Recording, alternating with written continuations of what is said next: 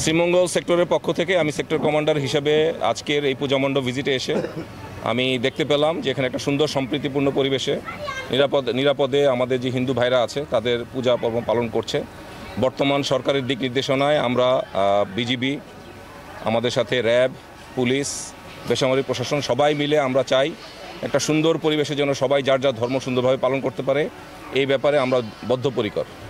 শ্রীমঙ্গল সেক্টরের আন্ডারে প্রায় 225টার মতো পূজা মণ্ডপ রয়েছে। তার মধ্যে আমাদের বর্ডারের 8 কিলোমিটারের ভিতরে প্রায় 190টার মতো পূজা মণ্ডপ আছে। আমি অলমোস্ট সবগুলোতেই ভিজিট করার চেষ্টা করছি, আমি খোঁজখবর নিচ্ছি। আমার অধিনায়কগণ আছেন, 3টা ব্যাটালিয়নের অধিনায়ক, তারা প্রতিনিয়ত কোনো না কোনো পূজা মণ্ডপে যাচ্ছে। আমিও চেষ্টা করছি প্রতিটা মণ্ডপে যাওয়ার জন্য, যতটুকু সম্ভব আমার দ্বারা আমি চেষ্টা করছি। এবং আমি আপনাদেরকে এটা আশ্বস্ত করতে চাই যে যে কোনো সমস্যার ক্ষেত্রে আমরা সবসময় সবার সাথে আছি। এবং আমাদের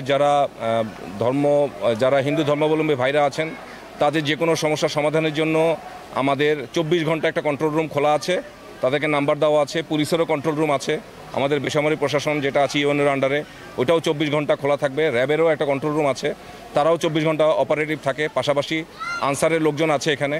সো আমি আপনাদেরকে এই ব্যাপারে নিশ্চয়তা দিতে চাই, যে কোনো ধরনের সমস্যা আমরা সবসময় সবার সাথে আছি। এবং আমরা একটা জিনিস আপনাদেরকে বলতে পারি যে আমাদের যে নিরাপত্তা আছে এই ব্যাপারে আমরা কোনোভাবে কোনো ধরনের ছাড় দিব না। আচ্ছা, এই ব্যাপারে আমি পূজার আগে ব্যক্তিগতভাবে আমি বিএসএফের যে সেক্টর কমান্ডার আছে, আমার যে অধিনায়করা যারা আছেন, বিএসএফের যারা অধিনায়কগণ আছেন, তাদের সাথে আমরা জোরালোভাবে বলেছি তারা যেন ওদিক দিক থেকে শক্ত করে। আর আমরা আমাদের দিক থেকে আমরা অনেক পদক্ষেপ নিয়েছি। পাশাপাশি আমরা পুলিশ, র্যাব, বেসামরিক প্রশাসন তাদেরকেও অনুরোধ করেছি তারা যেন তাদের মধ্যে চেকপোস্ট বসায়। আপনারা নিশ্চয়ই খেয়াল করেছেন এর মধ্যে চেকপোস্টের সংখ্যাও অনেক বেড়েছে রাস্তায় রাস্তায়। এবং আমরা সর্বতোভাবে সম্মিলিতভাবে সবাই মিলেই এই কাজটা করতে আমাদের এই ব্যাপারে আমাদের যে বিজিবি হেডকোয়ার্টার আছে সেখান থেকে নির্দেশনা আছে। আমাদের 100% ছুটি বাতিল করা হয়েছে। যারা ইমার্জেন্সি ছুটিতে ছিল, খুব ইমার্জেন্সি ছাড়া তাদেরকেও ফেরত নিয়ে আসা হয়েছে। পাশাপাশি আমরা যেসব জায়গায় কম দুর্নীতিপ্রবণ বা আরেকটু লেস থ্রেটেন জায়গা, ওইসব জায়গা থেকেও আমরা কিছু লোকজনকে নিজেদের মধ্যে অ্যাডজাস্ট করেছি, সো দ্যাট আমাদের কাজে যেন কোনো ধরনের কোনো সমস্যা না হয়। বললাম তো আমাদের সেক্টরে প্রায় 30টার মতো প্লাটুন মানে ফিল্ডে আছে। পাশাপাশি আমাদের 48টা বিওপি আছে। 48টা বিওপির যে এরিয়া অফ রেসপন্সিবিলিটি আছে সেই জায়গায় তারা কাজ করছে। পাশাপাশি আমাদের প্রতিটা ব্যাটালিয়ন এবং প্রতিটা সেক্টরে আমাদের রিজার্ভ ফোর্স আছে যে কোনো সমস্যা সমাধানের জন্য। না, এটা তো অবশ্যই আপনারা বুঝতে পারছেন, এটা আইন শৃঙ্খলা বাহিনী একার পক্ষে সম্ভব না, এটা সবাই মিলেই করছে।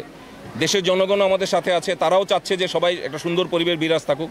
সরকারের সদিচ্ছা তো সবসময় আছে, আপনারা জানেন। পাশাপাশি আপনারা যারা সাংবাদিক ভাইরা আছেন, আপনারাও আমি বলি যে আপনারাও এটা ক্রেডিট পাওয়ার যোগ্য যে আপনারা সবসময় সুন্দরভাবে যে জায়গায় সঠিক যে তথ্যগুলো এগুলো আমাদেরকে দিচ্ছেন বা আপনারা বিভিন্ন জায়গায় প্রজেক্ট করছেন।